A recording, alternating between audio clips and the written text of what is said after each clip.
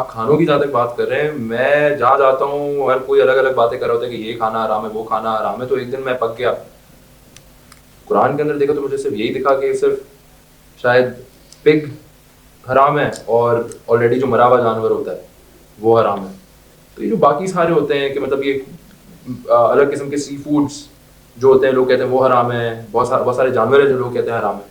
یہ مجھے کبھی سمجھ نہیں آئی بات، کیونکہ آج میں کسی سے بھی جا کے پوچھوں، اپنے گھر کے بڑوں سے بھی پوچھ لوں، تو وہ بھی مجھے آگے سے یہی بات بتائیں گے کہ یہ بھی حرام ہے، یہ بھی حرام ہے، یہ بھی حرام ہے. اچھا دیکھو، بہت ساری چیزیں مثال کے طور پہ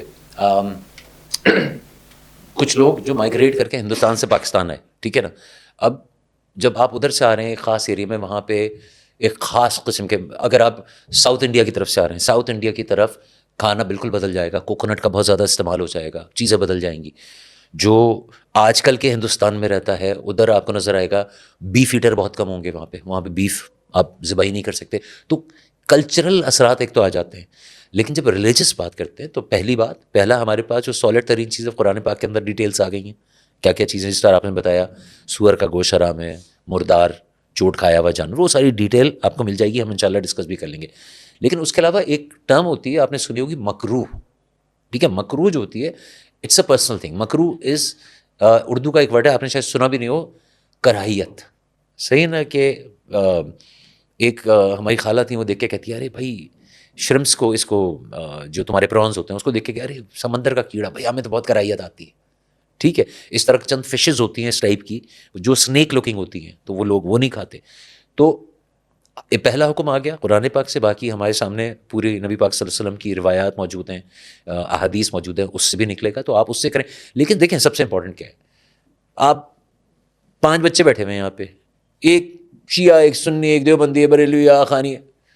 ہر آدمی اپنے سسٹم پہ جو آپ کے گھر کے اندر حرام حلال ہے آپ اس کے اندر رہیں. اور جستجو ہے، کیوریاسٹی ہے، جائیے. مفتی طارق مسعود کے لیکچرز پڑھے ہوئے ہیں. ڈاکٹر اسرار، آپ پتہ نہیں آپ جانتے ہیں آپ جانتے ہیں نا ڈاکٹر اسرار. تو ڈاکٹر اسرار ہمارے زمانے کے ایک بڑے انتہائی پڑھے لکھے، اچھا ان کی خاص بات کیا تھی، صرف پڑھے لکھے، ایک تو عالم دین اپنی جگہ، he was an engineer, qualified engineer. تو وہ جب اپنی مثالیں دیا کرتے تو آپ کو وہ انجینئرنگ کی ٹرمز اور وہ سائنٹیفک لاجکس اس کے اندر لگاتے تھے. تو پوائنٹ یہ ہوا بیٹا، سسٹمز ہر جگہ پہ الگ الگ ہوتے ہیں، لیکن نماز کے طریقوں میں تھوڑے تھوڑے فرق ہے. ٹھیک ہے، وضو میں بھی فرق ہے، بہت ساری عبادات میں فرق ہے، روزے کے ٹائمنگ میں فرق ہے. تو بیسٹ یہ ہے جو آپ کی فیملی کا سسٹم ہے آپ اپنی فیملی کا سسٹم فالو کریں. تو اگر اسلام اگر ایک ہے تو پھر یہ اتنے طریقہ کار کیوں ہیں اتنی ساری چیزوں میں؟ دیکھیے اوکے، آپ اپنے ماں باپ کے 2 بچے ہیں، ٹھیک ہے. آپ جب اگر ایک بچے سے کوشچن کریں گے کہ یار تمہارے فادر کیسے آدمی ہیں، تو سگے 2 بھائی ہوں گے نا. جب آپ اسکیچ کریں گے نا فادر کا کیریکٹر، تو بھائی اے نے جو بتایا اور بھائی بی نے جو بتایا، وہ دونوں کیریکٹر دیکھو پرسیپشن پر آ جاتا ہے. ٹھیک ہے نا، تمہارا پرسیپشن، اوپینین آ جاتا ہے ایک تو، اور پھر پرسیپشن. ایک بیٹی جس طرح اپنے باپ کو دیکھتی ہے، ایک بیٹا جس طرح اپنے باپ کو دیکھتا ہے، تو یہ دونوں چیزوں کا بڑا فرق ہوتا ہے. ٹھیک ہے نا، ہم اس میں بحث نہیں کر سکتے. بیٹی یہ نہیں کہہ سکتی نہیں تم جو ابو کے بارے میں کہہ رہے ہو یہ غلط ہے، بیٹا بھی نہیں کہے گا تم جو کہہ رہی ہو. بیٹے کی اپنا ایک تجربہ ہے والد کے ساتھ، بیٹی کا اپنا ایک تجربہ ہے، دونوں اپنا پرسیپشن. تو وہ جو چھوٹے چھوٹے، دیکھو آپ کو بات بتاتا ہوں، جتنے بھی ہم اسلام 360 کی ایپ یوز کرتے ہیں، ٹھیک ہے نا، اسلام 360 کے اندر جب کھولو گے تو 8 ٹرانسلیشنز ہیں. اچھا، وہ 8 ٹرانسلیشنز الگ الگ اینگل کے وہ ہیں.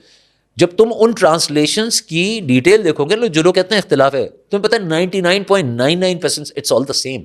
بہت چھوٹے مائنر ڈفرینسز ہیں، لیکن اگین وہ مائنر ڈفرینسز بھائی ایسے نہیں ہے کہ یار گردن اڑا دو. اتنا اختلاف ہو سکتا ہے کہ یار I don't agree, that's it, ساتھ بیٹھنا بھی نہیں ختم ہوگا.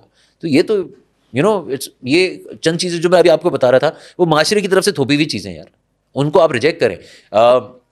ابھی بار بار آتا ہے قرآن کے اندر لفظ آتا ہے کافر. کافر کا مطلب ہے انکار کرنے والا. نبی پاک صلی اللہ علیہ وسلم یا صحابہ اکرام یا اور پچھلے انبیاء علیہ السلام جب وہ میسج لے کے جاتے تھے، دیر ول بی اے ڈے جب آپ سے سوال ہوگا تو جو کچھ تم کر رہے ہو تو تم اس کی جواب دہی ہے.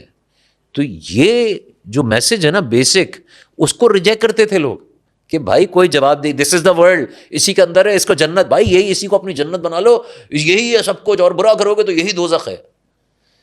آپ کو یہی بتایا جا رہا ہے کہ بھائی یہ ایک ٹیسٹ ہے, یہ ٹیسٹ ہے, اور دس is not the main life. یہ تو صرف ایک ٹیزر ہے جو ہماری میڈیا کے لینگویج میں ٹیزر کراتا ہے یا پروموشن ایڈ ہے. یہ زندگی کا اصل لائف تو آگے رکھی ہوئی ہے, اور اس میں تو آپ کو بتا دیا ساری ڈیٹیلز ہیں کہ بھائی کوئی گڑبڑ وغیرہ کر کے جاؤ گے تو ادھر نہیں جاؤ گے, پھر تو تمہارے تکے ووٹی بنیں گے بھائی.